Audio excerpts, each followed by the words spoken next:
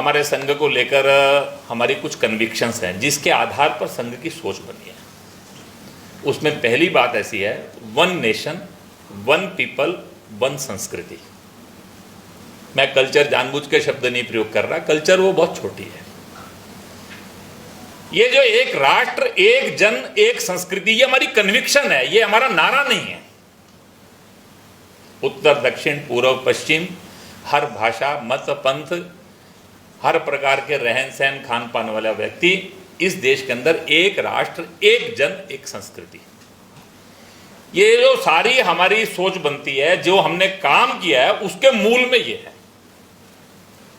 इस देश में रहने वाले प्रत्येक व्यक्ति की और हमारा संघ का राष्ट्र को लेकर जो हमारी कल्पना है, ये जो वेस्ट में राष्ट्र की कल्पना शुरू हुई, जो सिटी स्टेट से प्रारंभ हुई, एम्पायर्स में आई, थियोक्रेटिक स्टेट की ओर बढ़ी, थियोक्रेटिक स्टेट से वो धीरे धीरे करके आज का मॉडर्न नेशन स्टेट के अंदर आया और अनेक प्रकार की उसके प्रकार बने। हमारा राष्ट्र वैसा नहीं। हमारी राष्ट्र की कल्पना हमारी एक हजारों साल की एक सांस्कृतिक राष्ट्रवाद जिसको हम कहते हैं, ये उसकी एक कल्पना है।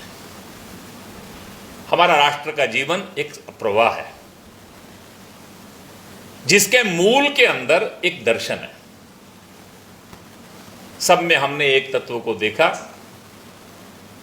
जब सब में एक है तो कोई छोटा बड़ा नहीं, कोई भेद नहीं हो सकता। सब में एक है तो विविधता दिखती है, वो विविधता नहीं है। उस विविधता के पीछे के उस एकत्व को देखने की आवश्यकता है।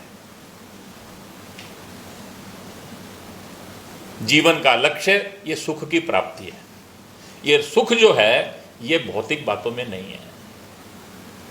आत्मा का सुख यही सच्चा सुख है और वो प्राप्त करना है तो वो भोग से मिलने वाला नहीं है। अंततोगत्वा जीवन को एक अध्यात्म के आधार के ऊपर जीवन की देखने की दृष्टि, ये जो एक हमारा दर्शन था, उस दर्शन के आधार के ऊपर हमारे मूल्य बने। सहिष्णुता, सत्य,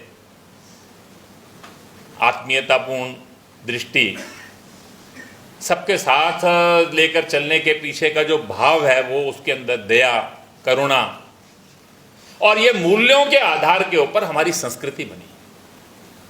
प्राणी मात्र का विचार करना, अतिथि सत्कार करना, ये जो हमारे व्यवहार में छोटी छोटी बातें दिखाई देती हैं, ये उसके पीछे का अपना एक विचार है। सारे देश के अंदर हमने विविधता को कभी भेद नहीं माना, उसको भेद का कारण नहीं माना। हमने कभी एक वननेस की कल्पना नहीं की। हमने सारे देश के अंदर इस संस्कृति के आधार के ऊपर ये विविधता जो है, उस विविधता के पीछे के एकत्व को देखा। इसलिए भारत कैसा बन गया। हमारे यहाँ भाषाएं अनेक थी, भाव एक है।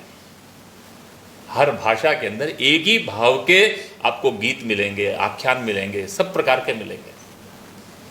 देश के अंदर कोई भी महापुरुष कहीं भी जन्मा, उसने विचार पूरे राष्ट्र का किया। महापुरुष वो पूरे देश का हो गया। वो संत नामदेव महाराष्ट्र से पंजाब में आए तो पंजाब के हो गए। शंकराचार्य पूरे देश के बन गए। मध्वाचार्य पूरे देश के हो गए। गुरु नानक देव जी से लेकर गुरु गोविंद सिंह जी की परंपरा तक पूरे देश की हो गई।